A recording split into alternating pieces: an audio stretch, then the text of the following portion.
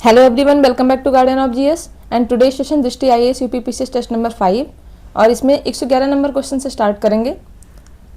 कौन से विधेयक संसद के संयुक्त अधिनियम द्वारा पारित हुए हैं? ठीक है, 3 ही आज तक पास हुए हैं। वो कौन से हैं? यही हैं तीनों। बैंकिंग सेवा विधेयक, आतंकवाद निरोध विधेयक पोटा जिसको बोलते हैं, और दहेज प्रतिषेध विधेयक। तो ये हुआ था, दहेज वाला हुआ था 1961 में, बैंकिंग वाला हुआ था 78 में, और आतंकवाद वाला हुआ था 2002 में। इसको आप ऐसे याद कर सकते हैं कि बेटी की शादी थी तो दहेज देना था, उसके लिए गए बैंक और बैंक से पैसा लेके आ रहे थे तो आतंकियों ने लूट लिया। बस यही 3 ही हैं। तो ऑप्शन डी। नेक्स्ट, कथन कारण बताना है। लोकसभा अध्यक्ष को अपने पद से हटाने के प्रस्ताव पर विचार करते समय निर्णायक मत का अधिकार नहीं है।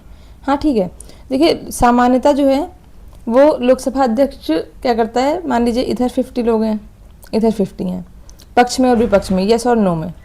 अब ऐसी कंडीशन में क्या होता है कि मामला तो बराबर पे अटक गया, तो इस सिचुएशन में लोकसभा अध्यक्ष अपना एक मत देता है। अगर वो यस के फेवर में दिया तो ये हो गया 51, इधर के फेवर में दिया तो ये, मतलब ऐसी स्थिति में इनका निर्णायक मत होता है और इन्होंने जिसकी तरफ वोटिंग कर दी वो उसकी तरफ जो है मामला हो जाता है उसके फेवर में। ठीक है, अगर ऐसे क्वेश्चन ऐसे हैं, मान लीजिए एक तरफ 35 है एक तरफ 50 है, तो ऐसे में लोकसभा अध्यक्ष को निर्णायक मत देने की कोई ज़रूरत ही नहीं होती, क्योंकि पहले ही क्लियर है कि यस में 35 है और नो में 50 है, मतलब जो है बिल रिजेक्ट हो गया।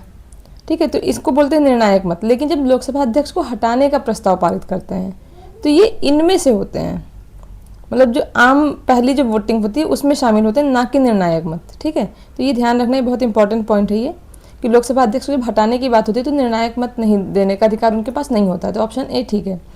जब अध्यक्ष के हटाने का प्रस्ताव विचाराधीन होता है तब सदन के पीठासीन अधिकारी नहीं होते हैं, ये भी ठीक है, क्योंकि पीठासीन अधिकारी होंगे तो निर्णायक मत का अधिकार मिल जाता है, तो वो पीठासीन अधिकारी नहीं होते, एक आम सदस्य के रूप में होते हैं, तो ये भी ठीक है। और उस समय अध्यक्षता कौन कर रहा होता है पीठासीन अधिकारी के रूप में? सामान्यतः उपाध्यक्ष होते हैं, अगर वो नहीं है तो उनके पैनल का कोई भी सदस्य कर रहा होता है। तो दोनों ऑप्शन ठीक है और व्याख्या भी कर रहा है, तो इसका आंसर डी हो जाएगा। नेक्स्ट क्वेश्चन, सर्वोच्च न्यायालय के सलाहकारी क्षेत्राधिकार के संबंध में बताना है। अब देखिए वही बात, जैसे डीपीएसपी में मैंने आपको बताया था पिछले लेक्चर में कि हमें पता है डीपीएसपी आर्टिकल भी पता है, लेकिन क्वेश्चन में कभी कभी हमसे ये मिस हो जाता है कि कौन सा गांधीवादी है, कौन सा प्रगतिवादी है, सुधारवादी है, इस तरह का। तो ऐसे सर्वोच्च न्यायालय का क्षेत्राधिकार तो सारा ही है, लेकिन सलाहकारी क्षेत्राधिकार की बात कर रहा है। सलाहकारी का मतलब होता है कि जब राष्ट्रपति सलाह मांग रहा होता है सर्वोच्च न्यायालय से, तो राष्ट्रपति को सर्वोच्च न्यायालय सलाह देते हैं, और ये होता है आर्टिकल 143। राष्ट्रपति जब पूर्व संवैधानिक संधियों या समझौतों से संबंधित विवादों पर सलाह मांगते हैं तो सर्वोच्च न्यायालय को अपना मत देना अनिवार्य होता है। ठीक है, ये पूर्व संवैधानिक विधि की बात हो रही है कि अगर संविधान से पहले के कोई कानून है उस पर अगर राष्ट्रपति कंफ्यूज है कि इसके मामले में क्या करना चाहिए तो वो सुप्रीम कोर्ट से सलाह मांग सकते हैं, और अगर पूर्व संवैधानिक संधि या समझौता है तो उसमें सलाह देना अनिवार्य है। मतलब राष्ट्रपति उनकी सलाह को माने या ना माने अलग चीज़ है, बट सलाह देना अनिवार्य है, ये ध्यान रखना है। ठीक है, अनुच्छेद 143 के तहत सर्वोच्च न्यायालय द्वारा दिया गया मत राष्ट्रपति पर बाध्यकारी होता है ना। अभी मैंने बोला कि राष्ट्रपति माने या ना माने ये उनकी मर्जी है, तो ये गलत हो गया। Option A. भारतीय संसद में विनियोग विधेयक के संदर्भ में बताना है। संसद द्वारा विनियोग विधेयक पारित होने और राष्ट्रपति की सहमति प्राप्त करने तक सरकार भारत की संचित निधि से कोई भी धनराशि आहरित नहीं कर सकती है। ठीक है, विनियोग विधेयक होता है जब बजट पास होता है उसी के प्रोसेस में ही एक बिल होता है जिसको बोलते हैं एप्रोप्रिएशन बिल या फिर विनियोग विधेयक बोलते हैं।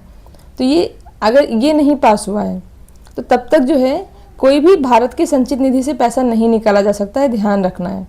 और इसको कौन, राष्ट्रपति की सहमति मिलती है, कौन देता है? मतलब राष्ट्रपति सहमति देंगे राष्ट्रपति की। तो विनियोग विधेयक को समय पर पारित करने हेतु नए वित्तीय वर्ष से पूर्व इसे लोकसभा और राज्यसभा दोनों में एक साथ प्रस्तुत किया जाता है। देखिए ये गलत है, जो विनियोग विधेयक है वो लोकसभा में प्रस्तुत होता है और राज्यसभा के पास इससे संबंधित पावर नहीं होती है। तो इसको क्या बोलते हैं कि लोकसभा द्वारा अनुदान मांगों पर मतदान करने के बाद सरकार ऐसा बिल प्रस्तुत करती है, विनियोग विधेयक जिसको बोलते हैं, ताकि जो बिल है उसको एक लीगली परमिट किया जा सके। और अनुच्छेद 114 है जिसमें ये बात की गई है कि इसके पास हुए बिना कोई भी संचित निधि से धनराशि नहीं निकाली जा सकती है। तो ये कौन सा हो जाएगा? 114 का ऑप्शन ए वाला, अनुच्छेद 114 के अधीन आ जाएगा। तो ठीक है कि इसमें राज्यसभा जो है वही कि लोकसभा और राज्यसभा दोनों को दे दिया है, तो राज्यसभा केवल संशोधन की सिफारिश कर सकती है और ये भी बाध्यकारी नहीं होती है। मतलब इसमें मेन पावर किसके पास है? लोकसभा के पास। क्यों? क्योंकि जो विनियोग विधेयक है वो अनुच्छेद 109 के तहत एक तरह का धन विधेयक है। धन विधेयक की परिभाषा किसमें दी हुई है? 108 में। लेकिन अनुच्छेद 109 में कहा गया है कि जो धन विधेयक है वो केवल लोकसभा में प्रस्तुत किया जा सकता है, दोनों में एक साथ नहीं। ठीक, इसलिए ये गलत हो गया और इसका ऑप्शन ए सही हो जाएगा। फिर धन विधेयक का प्रावधान और उनके अनुच्छेद दिए गए हैं। तो अब देखिए आप, अभी मैंने बताया धन विधेयक की परिभाषा 109 में ना, अभी क्या बताए हैं? धन विधेयक 109 में क्या बताए हैं कि एक प्रक्रिया बता रखी है कि केवल उसी सदन में दिया जाएगा, मतलब केवल लोकसभा में ही प्रस्तुत किया जा सकता है, राज्यसभा में नहीं। ठीक है, तो ये तो गलत हो गया 109 से। अच्छा, लेकिन हमें मिलान करना है। ठीक है, तो 109 ये कौन सा हो जाएगा? धन विधेयक के लिए विशेष प्रक्रिया 109। धन विधेयक की परिभाषा दी हुई है 110(1) में। ठीक है, अब इन दोनों से हम ऑप्शन ढूंढ लेते हैं। A2 B1 हटा दीजिए, दो ऑप्शन आपके निकल गए, दो बच रहे हैं। धन विधेयक पर स्पीकर का प्रमाणन और विधेयकों पर राष्ट्रपति की स्वीकृति। तो स्पीकर का प्रमाणन पहले होगा, क्योंकि स्पीकर को ही पावर दी गई है कि वो वही डिसाइड करेंगे कि कौन सा विधेयक धन विधेयक है या नहीं है। तो परिभाषा और स्पीकर का प्रमाणन ये सारा किस में आ जाएगा? 110 में। और राष्ट्रपति के लिए अलग अनुच्छेद है, वो क्या है? 111। ठीक है, और अभी हमें क्या पढ़ा था? विनियोग विधेयक का 114। ठीक, जो आर्टिकल हम ऐसे पढ़ रहे हैं उनको कोशिश करें कि वो हमारे ध्यान में रह जाएं। अनुच्छेद 109 क्या बताए हैं? धन विधेयक की प्रक्रिया बताए हैं। 110 में क्या बताए हैं? धन विधेयक की परिभाषा 1 में। और 110(4) में बताए हैं कि स्पीकर का प्रमाणन। तो इस तरह से ऑप्शन ए हो जाएगा। लेकिन मैं थोड़ा स्लो चल रही हूँ, जानबूझ के स्लो चल रही हूँ, ताकि जितना आप इस पर टाइम दे रहे होंगे उतना वो आपके सबकॉन्शियस माइंड में बैठता चला जाएगा। मतलब बहुत भाग भाग के आप पढ़ लेंगे तो पढ़ाई का कोई शॉर्टकट नहीं होता है। जितना आप शॉर्टकट ट्रिक अपनाएंगे वो फिर आप कुछ टाइम बाद फिर। भारत में राज्य विधानमंडल के संदर्भ में कौन सा कथन सही है? किसी राज्य की विधान परिषद एक स्थायी सदन होती है और इसे भंग नहीं किया जा सकता है। क्या ये ठीक है? तो विधान परिषद स्थायी सदन होती है या नहीं, आप बताएं। ठीक है, जो विधान परिषद है ये स्थायी होती है ना, और इसको भंग नहीं किया जा सकता। इसे लोकसभा को भंग कर देते हैं, ऐसे भंग नहीं किया जा सकता। बस इसका क्या होता है कि सदस्यों का जो कार्यकाल है वो 6 साल है और इसमें के 1/3 सदस्य हर 2 साल बाद रिटायर हो जाते हैं। ठीक, भारतीय संविधान, तो ये ठीक है ऑप्शन।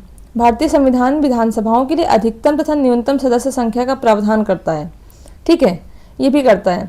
इसमें अधिकतम संख्या जो है विधानसभा के लिए रखी गई है 500 और न्यूनतम रखी गई है 60, और अपवाद भी रखे गए हैं इसके।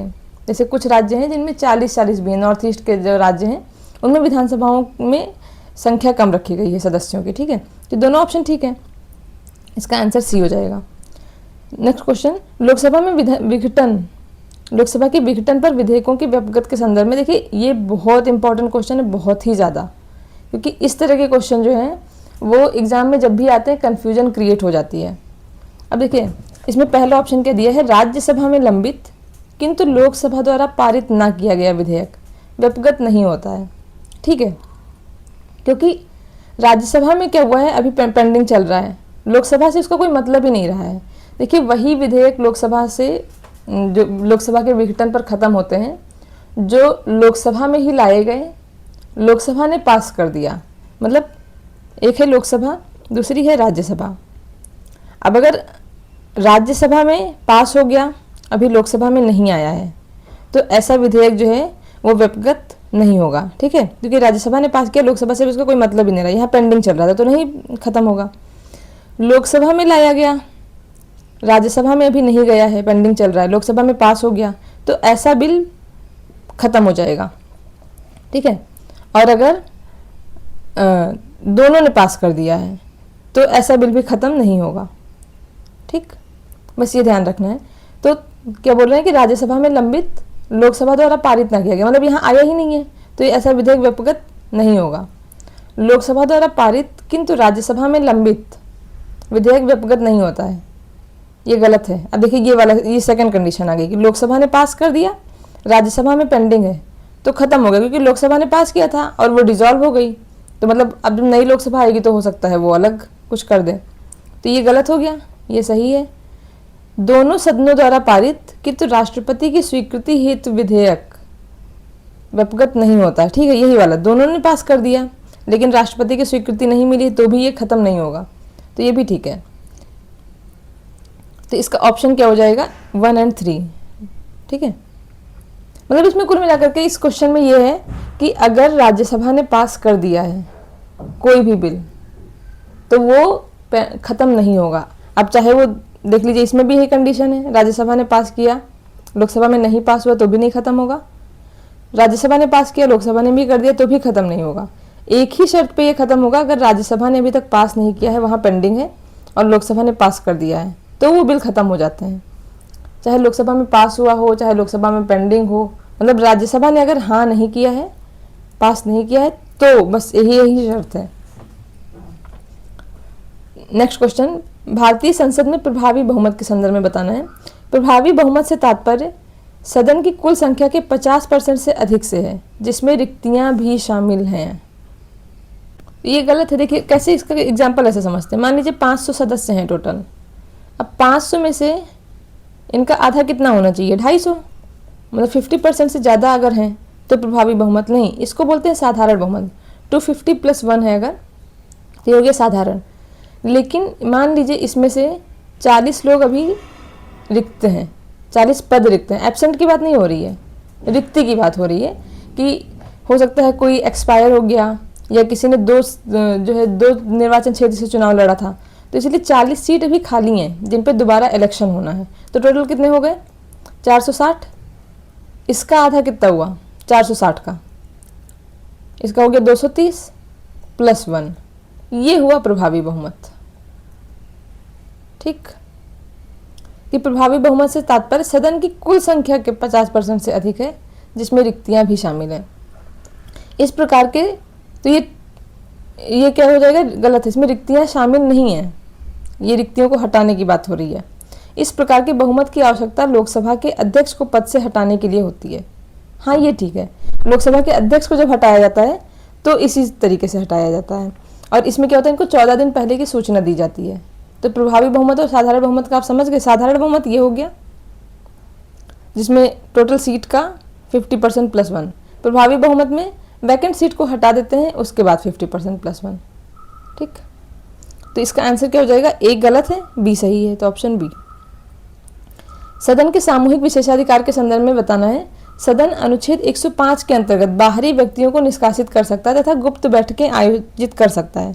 ठीक है, जो सदन है इसका ये चीज़ दी हुई है कि इनका जो विशेषाधिकार 105 में है संसद का, और 194 में है राज्य विधानमंडल का।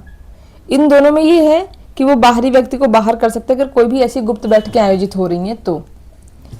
तो ठीक है, पीठासीन अधिकारी की अनुमति के बिना सदन परिसर के भीतर किसी भी गिरफ्तारी या विधिक प्रक्रिया की सेवा नहीं की जा सकती। हाँ ठीक है, अगर मान लीजिए कोई भी विधायक है या सांसद है, अगर किसी भी क्रिमिनल केस में उनका नाम आ जा रहा है और पुलिस उन्हें गिरफ्तार करने आ गई, तो सदन में जो पीठासीन अधिकारी होगा, जैसे राज्यसभा में सभापति, लोकसभा में स्पीकर, इन दोनों की अनुमति के बिना गिरफ्तारी नहीं की जा सकती। तो ये ठीक है, ये उनके विशेषाधिकार है, तभी तो इसका नाम सामूहिक विशेषाधिकार है। तो ये दोनों ऑप्शन ठीक है।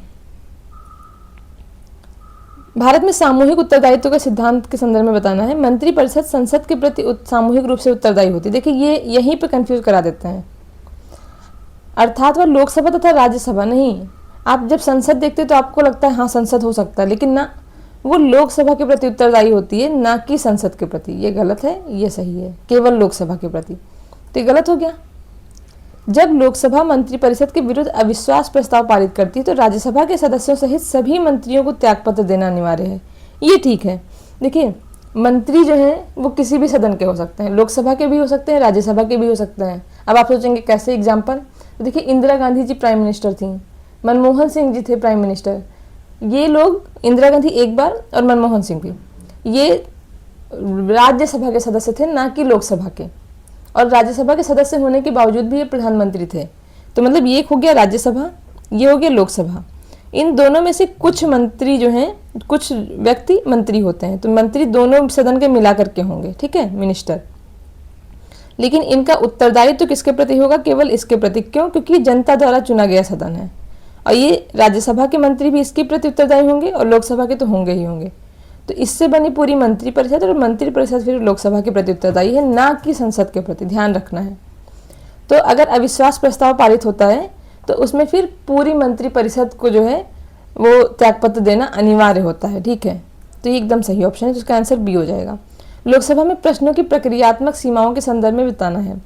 एक दिन में मौखिक प्रश्न, एक दिन में मौखिक उत्तर के लिए सूचीबद्ध किए जा सकने वाले तारांकित प्रश्नों की अधिकतम संख्या 20 है, ठीक है। इनकी 20 संख्या सीमित कर दी गई है, क्योंकि वरना फिर जो है क्वेश्चन की कोई लिमिट नहीं होती है, तो फिर टाइम काफ़ी चला जाएगा। और तारांकित प्रश्न किस में होते हैं? देखिए, दो तरह के होते हैं, एक होता है मौखिक और एक होता है लिखित, ठीक है। तारांकित प्रश्न जो होते हैं वो मौखिक ही होते हैं, मतलब जिनको बस डायरेक्ट पूछा और जवाब दे दिया ऐसा करके। और एक होता है अतारांकित प्रश्न, उसके जवाब लिखित में दिए जाते हैं, ठीक है। तो तारांकित की संख्या कितनी रख दी गई है? 20। एक दिन में लिखित उत्तर के लिए सूचीबद्ध किए जा सकने वाले अतारांकित प्रश्नों की संख्या कितनी है? 230। तो ये भी ठीक है, अतारांकित 230 हो सकते हैं और तारांकित जो है वो 20। क्योंकि देखिए, जो लिख के लेके आना है वो लिख के लेके आए और दे दिए। तो अगर ये उल्टा कर देते ना, तो 230 प्रश्न, समझ रहे हैं, 230 प्रश्न फिर उनके उत्तर, ऐसे पूरी बहस केवल क्वेश्चन में ही चली जाती। तो प्रश्नकाल की बजाय पूरा दिन प्रश्नकाल हो जाता वो, ठीक है। तो बस हमें कन्फ्यूजन कभी भी एग्जाम में ये करा सकते हैं कि मौखिक उत्तर कौन से होते हैं? तारांकित, ठीक, और संख्या 20, बस। बाकी दूसरा अपने आप याद हो जाएगा। अतारांकित, लिखित 230। तो इसका आंसर दोनों ही सही है। इसको आप कैसे कर सकते हैं? ऐसे याद कर सकते हैं कि देखिए, जो हम आसमान में देखते हैं तारे दिख रहे होते हैं, तारों को कैसे गिनते हैं? मौखिक रूप से गिन रहे होते हैं, कहीं लिखते तो है नहीं, ठीक है। तो गिन रहे होते हैं 1 2 3 4 5 6 करके, और 20 के बाद फिर हम भूल जाते हैं संख्या। मतलब छोटे बच्चे को कह दीजिए तो 20 तक की गिनती आती है उसको, उसके बाद भूल जाता है। राज्यसभा की नियम समिति के संदर्भ में कौन सा कथन सही है? यह समिति 16 सदस्यों से मिलकर बनी होती है तथा भारत के उपराष्ट्रपति इसके पदेन अध्यक्ष होते हैं। तो ये ठीक है, इसमें 16 बनी होती है और भारत के उपराष्ट्रपति इसके पदेन अध्यक्ष होते हैं, ठीक है। उपराष्ट्रपति जो होते हैं वही सभापति होते हैं राज्यसभा के, तो वो इसके अध्यक्ष होते हैं। और इसमें 16 सदस्य हो गए, इनके अध्यक्ष उपराष्ट्रपति, तो ये ऑप्शन ठीक है। और ये जो है ये पदेन सभापति तो होते ही, इसकी अध्यक्षता भी कर रहे होते हैं, ध्यान रखना है, क्योंकि हम कई बार लगता है कि नहीं अध्यक्षता शायद ना कर रहे हों। दूसरी चीज़ है, लोकसभा के विपरीत राज्यसभा की नियम समिति के सदस्यों का निर्वाचन सदन द्वारा किया जाता है ना, सदन नहीं करता है, बल्कि जो सभापति है वो खुद नामांकन करता है। तो निर्वाचन नहीं होता है, नामांकन होता है, और सदन न करके कौन करता है? सभापति करते हैं, ताकि दलों का अनुपातिक प्रतिनिधित्व सुनिश्चित किया जा सके। नहीं, ऐसा नहीं होता है, ये सभापति करते हैं और भी नामांकन करते हैं, तो ये गलत हो गया। तो इसका आंसर हो जाएगा ए। नेक्स्ट क्वेश्चन, राज्य विधानमंडल की अर्हताओं के संदर्भ में बताना है। राज्य विधानमंडल के सदस्यों की अर्हताएं संविधान के अनुच्छेद 173 के अंतर्गत उल्लिखित हैं, ठीक है। इनकी जो अर्हताएं हैं वो अनुच्छेद 173 में दी गई हैं, ठीक है। और उसमें क्या अर्हताएं हैं कि विधानसभा के सदस्य के लिए और विधानसभा के और लोकसभा के सदस्य के लिए 25 साल होना चाहिए, और ऐसे ही राज्यसभा और विधान परिषद के लिए 30 साल उम्र होती है, राष्ट्रपति और उपराष्ट्रपति के लिए 35 साल होती है। तो क्या है कि अर्हताएं, ये ऑप्शन ठीक है। विधान परिषद का सदस्य बनने के लिए किसी व्यक्ति की आयु कम से कम 25 ना, अभी बताया मैंने 30 साल, ये विधानसभा के लिए 25 है, और केंद्र में ऐसे लोकसभा के लिए 25 है, और विधान परिषद और राज्यसभा के लिए 30 है। तो ये ऑप्शन गलत हो गया, तो इसका आंसर ए हो जाएगा। संसद के सत्रों के संदर्भ में बताना है कौन सा कथन सही है। मानसून सत्र सामान्यतः जुलाई से सितंबर के मध्य आयोजित किया जाता है, जबकि शीतकालीन सत्र सबसे छोटा होता है जो नवंबर और दिसंबर में आयोजित किया जाता है, ठीक है। ये सबसे बड़ा बजट सत्र होता है और सबसे छोटा जो होता है वो होता है मानसून, ये शीतकालीन सत्र। शीतकालीन सत्र 2 महीने का होता है, नवंबर दिसंबर। और बजट सत्र जो होता है वो जनवरी से लेकर अप्रैल तक 4 महीने का। और जुलाई से सितंबर तक 3 महीने जो है वो चलता है ये मानसून। तो ऐसे चलता है 4, 3, 2 घटते हुए क्रम में। राष्ट्रपति को मंत्रिपरिषद की सलाह के आधार पर इन सत्रों की विशिष्ट तिथियां निर्धारित करने का संवैधानिक अधिकार प्राप्त होता है। हाँ ठीक है, राष्ट्र सदन की जो अवधि है सत्र की कि कितने टाइम तक होगी, उसकी जो स्पेसिफिक डेट है, उन सब की जो निर्धारण करता है, डेट निर्धारण वो राष्ट्रपति करता है, वो मंत्रिपरिषद की सलाह पर। तो ठीक है, दोनों ऑप्शन सही हैं। संविधान के अनुच्छेद 3, देखिए कल के वीडियो में मैंने ये बहुत डिटेल में बताया था अनुच्छेद 3 के बारे में। किसी राज्य की सीमाओं में परिवर्तन करने, उसका नाम में परिवर्तन करने से संबंधित विधेयक संसद में केवल राष्ट्रपति की अनुशंसा पर ही प्रस्तुत किया जा सकता है। हाँ एकदम सही है, अगर इस तरह का कोई बिल लाना है तो पहले राष्ट्रपति की अनुशंसा चाहिए, और राष्ट्रपति की अनुशंसा के बाद दोनों सदन में पारित होगा, फिर वो जाएगा राज्य विधानसभा के पास। वो चाहे तो हाँ करे, चाहे तो ना करे, फिर जो है यहाँ पे पास हो जाता है उसके बाद भी। तो ये ऑप्शन सही है। नेक्स्ट ऑप्शन, संबंधित राज्य के विधानमंडल को निर्दिष्ट अवधि के भीतर उस पर विचार करने के लिए भेजना होगा, जिसके बाद ही उसे प्रस्तुत करने की सिफारिश की जाएगी। हाँ ठीक है, देखिए इसकी जो पूरी प्रोसेस होती है वो ये होती है कि राष्ट्रपति को लग रहा है कि नाम सीमा क्षेत्र में परिवर्तन करने की ज़रूरत है। मतलब लग क्या रहा है, मंत्रिपरिषद ने सलाह दी कि इसका नाम सीमा क्षेत्र परिवर्तित कर देते हैं। सपोज आंध्र प्रदेश का जो है उससे राज्य अलग हुआ तेलंगाना, इसका एग्जाम्पल लेते हैं। तो मंत्रिपरिषद ने सलाह दी राष्ट्रपति को, फिर राष्ट्रपति क्या करेंगे, जो आंध्र प्रदेश जो प्रेसिडेंट हैं वो आंध्र प्रदेश की जो विधानसभा है उसको उन्होंने ये भेजा और कि अपने विचार बता दो। अब आंध्र प्रदेश की विधानसभा के पास 2 ऑप्शन है, वो या तो हाँ करे या तो ना करे। ठीक है, यस या नो करे। यस कर दिया, फिर राष्ट्रपति पूर्व अनुशंसा दे करके वो विधेयक भेजेंगे दोनों हाउस में, लोकसभा और राज्यसभा में। वहाँ से पास हो गया, फिर राष्ट्रपति ने हाँ कर दिया और राज्य अलग होकर के बन गया तेलंगाना। दूसरा ऑप्शन है कि राष्ट्रपति ने भेजा आंध्र प्रदेश की विधानसभा को और उन्होंने ना कर दिया या मना भी नहीं किया, उन्होंने 6 महीने तक लटकाए रखा। तो 6 महीने की अवधि होती है, अगर 6 महीने तक भी कोई रिस्पॉन्स नहीं किया या नो कर दिया तो वो विधेयक वापस आ गया और राष्ट्रपति की अनुशंसा के बाद वो विधेयक हाउस में दोनों प्रस्तुत हो जाएगा, लोकसभा और राज्यसभा में 1 by 1। और वहाँ से पास होने के बाद राष्ट्रपति ने साइन कर दिया और वो बन गया एक्ट। ये होती है पूरी प्रोसेस, और ये किसके तहत, अनुच्छेद 3 के तहत। इसके अलावा भी कुछ विधेयक हैं, तो इसका तो आंसर क्या हो जाएगा, इसका सी हो जाएगा। ठीक है, लेकिन इसके अलावा भी कुछ ऐसे विधेयक हैं जिन पर राष्ट्रपति की पूर्व अनुशंसा चाहिए। तो एक तो हो गया अनुच्छेद 3, अनुच्छेद 109 के तहत लोकसभा का धन विधेयक। ठीक है, 117 के तहत विनियोग विधेयक, सॉरी वित्त विधेयक इसको बोलते हैं, तो जिसमें संचित निधि से कुछ पैसे निकालने होते हैं। तो इसके अलावा अगर कोई भी संपत्ति अधिग्रहण से संबंधित मामला है, ऐसा कोई विधेयक है, तो उसमें भी जो है वो राष्ट्रपति की पूर्व अनुशंसा चाहिए होती है। ध्यान रखना है कि अनुच्छेद 3 के तहत नाम सीमा क्षेत्र में परिवर्तन, अनुच्छेद 109 और 3 क्यों है, क्योंकि नाम सीमा क्षेत्र 3 शब्द हो गए, तो इसलिए अनुच्छेद 3 वाला जो है वो नाम सीमा क्षेत्र हो गया। क्योंकि बच्चे अनुच्छेद 2 और 3 में कन्फ्यूजन मतलब रखती है उनको कन्फ्यूजन, तो इसीलिए नाम सीमा क्षेत्र 3 शब्द मतलब अनुच्छेद 3। तो अगला क्वेश्चन है, कौन सा सही है। शून्यकाल के विपरीत प्रश्नकाल एक अनौपचारिक व्यवस्था है जिसका उल्लेख सदन की कार्य प्रणाली के नियमों में नहीं किया गया है। तो ये गलत है, बल्कि शून्यकाल का उल्लेख नहीं किया गया है, प्रश्नकाल का तो किया गया है। ठीक है, और प्रश्नकाल के तुरंत बाद लगभग वही दोपहर के 12 बजे के बाद, दोपहर 12 बजे शून्यकाल होता है, क्योंकि पहला जो घंटा होता है बैठक का वो उसमें जवाबदेह ठहराने के लिए प्रश्न पूछे जाते हैं। तो सबसे पहला घंटा जो होता है वो प्रश्नकाल होता है, उसके बाद शून्यकाल होता है जिसको 0 आवर बोलते हैं। तो ये गलत हो गया।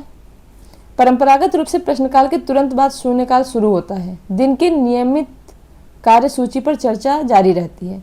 तो ये ठीक है, क्योंकि इसमें परंपरागत रूप से दिया है कि प्रश्नकाल के तुरंत बाद शून्यकाल। ठीक है, मैंने बताया भाई लगभग दोपहर के 12 बजे का टाइम होता है। तो ये ऑप्शन क्या हो गया, बी। राज्यसभा में शून्यकाल के संदर्भ में कौन सा कथन सही है। वर्ष 2014 से राज्यसभा में प्रश्नकाल से पहले शून्यकाल होता है जो प्रातः 11 बजे से शुरू होता है। ठीक है, 2016 से जो है एक मतलब शून्यकाल, पहली बात तो ये है कि एक अनौपचारिक प्रक्रिया है, ठीक है, जिसमें कहीं जिसका लिखित उल्लेख नहीं है। ये संसद सदस्यों के आधिकारिक एजेंडे में पहले सूचीबद्ध किए बिना एक जो कुछ लोक महत्व के मुद्दे हैं उनको उठाए जाते हैं, कि जो कहीं भी सूचीबद्ध नहीं है उनके मुद्दे इसमें उठाए गए। इसका उल्लेख प्रक्रिया संबंधी नियम में नहीं है, पहली चीज़। प्रश्नकाल के तुरंत बाद आता है, लेकिन राज्यसभा में थोड़ा इन्होंने चेंज कर दिया कि 2014 से संशोधन किया है कि शून्यकाल प्रश्नकाल से पहले हो जाए, जो 11 बजे से शुरू हो जाए, और दोपहर 12 बजे प्रश्नकाल शुरू होता है। मतलब समझ रहे हैं, दोनों को एक दूसरे से एक्सचेंज कर दिया, तो ये ऑप्शन ठीक है। राज्यसभा के सदस्यों को लोक महत्व के मामलों को शून्यकाल के दौरान उठाने की अनुमति तभी दी जाती है जब उस दिन दी गई सूचना सभापति द्वारा स्वीकार कर ली गई हो। मतलब देखिए, जो भी लोक महत्व के मुद्दे को इस संसद में जो बहस चलती है वो ऐसे नहीं कि कोई भी उठा किसी टॉपिक पे बोलना शुरू कर दिया, उसके लिए स्पीकर को सूचना देनी होती है।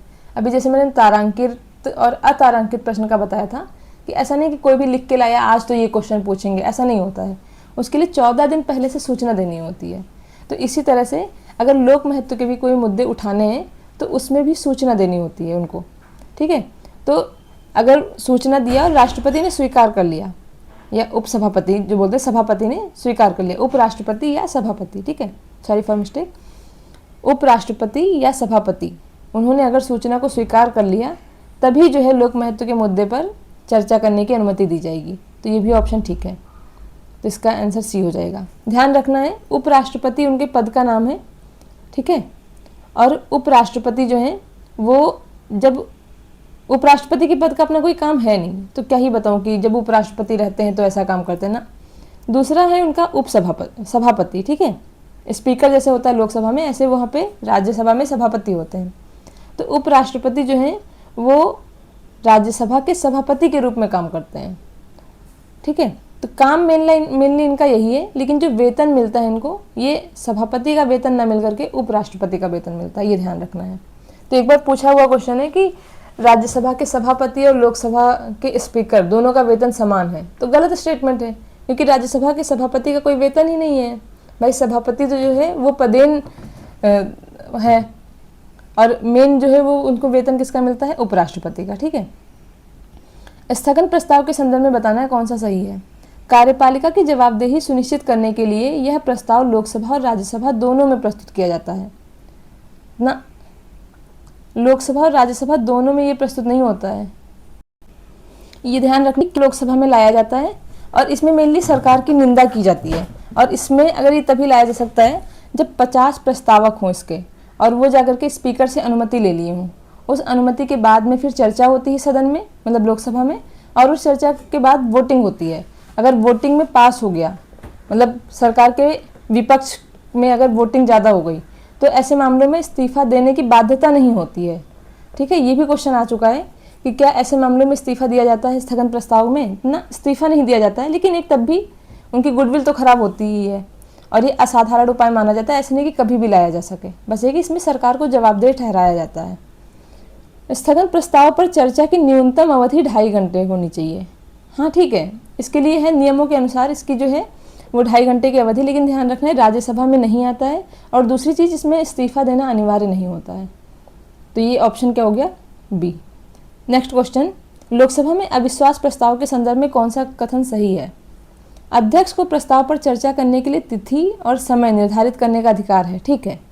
इसमें जो है यह विश्वास प्रस्ताव मेनली होता है कि एक टेस्ट किया जाता है कि क्या मंत्रिपरिषद को सदन का विश्वास प्राप्त है या नहीं है। विश्वास प्राप्त का मतलब क्या उनके पक्ष में बहुमत अभी है या नहीं है। साधारण बहुमत से पारित होता है, और अगर पास हो गया तो ये जो है मंत्रिपरिषद को इस्तीफा देना पड़ जाता है, पूरी मंत्रिपरिषद को।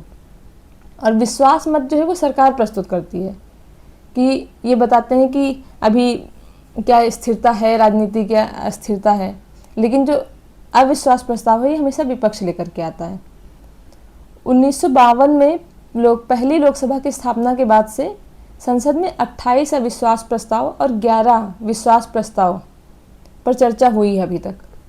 जो सबसे पहला आया था वो 1963 में आया था, JB कृपलानी द्वारा जो लाया गया था, और वो भी नेहरू सरकार के विरुद्ध पेश किया गया था। इंदिरा गांधी के टाइम पे सबसे ज़्यादा अविश्वास प्रस्ताव आए थे, कितने, 13, बहुत बड़ी संख्या हो गई, ठीक है। अब तक 28 आए हैं, जिसमें से इंदिरा गांधी के टाइम पे ही 15 आ गए। 1979 में अविश्वास प्रस्ताव के कारण विघटित होने वाली जो पहली सरकार बनी थी वो बनी थी मोरारजी देसाई की। और उन्होंने क्या हुआ कि वो समझ गए थे कि अब शायद अविश्वास प्रस्ताव पारित हो जाएगा, इसीलिए मतदान से पहले उन्होंने पद त्याग कर दिया था। नरेंद्र मोदी की सरकार में 2 बार आया है, एक 2018 में आया है और 2023 में, लेकिन दोनों ही सफल नहीं हो पाए, पास नहीं हुए। तो इसमें मेनली ये था कि और एक बार विश्वास मत जो आया, विश्वास मत मनमोहन सिंह की गवर्नमेंट लेकर के आई थी जब भारत अमेरिका का सिविल परमाणु समझौता हुआ था तब, और उसमें हासिल हो गई थी। फिर बीपी सिंह, एचडी देवगौड़ा, ये सब ध्यान रखना है। मतलब कुल मिलाकर के अभी जो सबसे अविश्वास प्रस्ताव सबसे जो लेटेस्ट आया है वो कौन सा आया, 2023 में आया है और 2018 में। ये दोनों वर्तमान गवर्नमेंट के खिलाफ आया था। इंदिरा गांधी के टाइम पे सबसे ज़्यादा बार आया है, 15 बार, ध्यान रखना है। और टोटल कितनी बार आया है, 28 बार आया है। सबसे पहली बार कब लाया गया, 1963 में लाया गया है, और ये जेवी कृपलानी द्वारा लाया गया था, ठीक है, नेहरू सरकार के विरुद्ध। बस इतना ध्यान रख लीजिए आप, बस इसके अलावा ठीक है। और जो पहली सरकार विघटित हुई थी वो 1979 में विघटित हुई थी, किसकी, मोरारजी देसाई की सरकार, ठीक। बस अविश्वास प्रस्ताव पर कम से कम 50 सदस्यों के समर्थन से पेश किया जाता है। तो हाँ, ये ठीक है।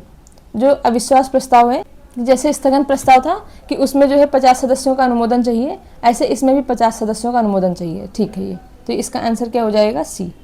नेक्स्ट क्वेश्चन, ध्यानाकर्षण प्रस्ताव के संदर्भ में बताना है। यह प्रस्ताव लोकसभा और राज्यसभा दोनों में पेश किया जा सकता है। ध्यानाकर्षण, हाँ ये ठीक है। स्थगन आपने देखा और जो अविश्वास देखा, विश्वास देखा, ये सारे प्रस्ताव लोकसभा के हैं केवल, लेकिन स्थगन प्रस्ताव, ध्यानाकर्षण प्रस्ताव जो है ये दोनों सदन में पेश किया जा सकता है, और ये औपचारिक प्रक्रिया है ये। और स्थगन प्रस्ताव के विरुद्ध, जैसे वही निंदा का तत्व हो गया, वो ध्यानाकर्षण प्रस्ताव सूचनात्मक प्रकृति का होता है कि इसमें सूचना दी जाती है, ठीक है। और बाकी सब में निंदा हो रही थी सरकार की, तो इसमें निंदा नहीं होती, बस सूचना की ही बात होती है। तो स्थगन प्रस्ताव के विपरीत ध्यानाकर्षण प्रस्ताव में सरकार के खिलाफ निंदा का कोई तत्व शामिल नहीं होता है, तो ऑप्शन ठीक है ये, ठीक है। बस, तो इसका आंसर सी हो गया।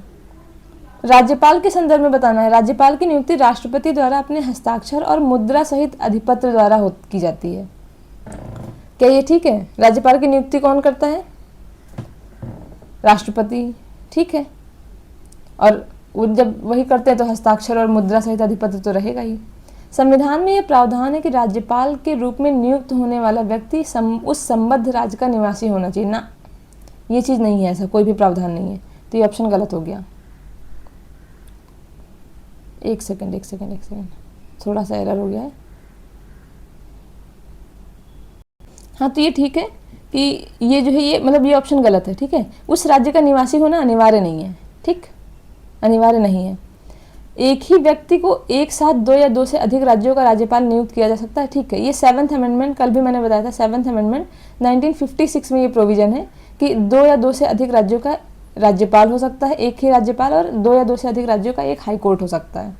और ये राज्य पुनर्गठन अधिनियम जो आया था उसके बाद में ये संशोधन हुआ था, इस वजह से इसमें जो है वो ऐसे 2 तत्व शामिल किए गए थे, ज्वाइंट गवर्नर और ज्वाइंट हाई कोर्ट। राज्यपाल की नियुक्ति प्रधानमंत्री और भारत सरकार के मुख्य न्यायाधीश से मिलकर बने परिषद के अनुशंसा नहीं।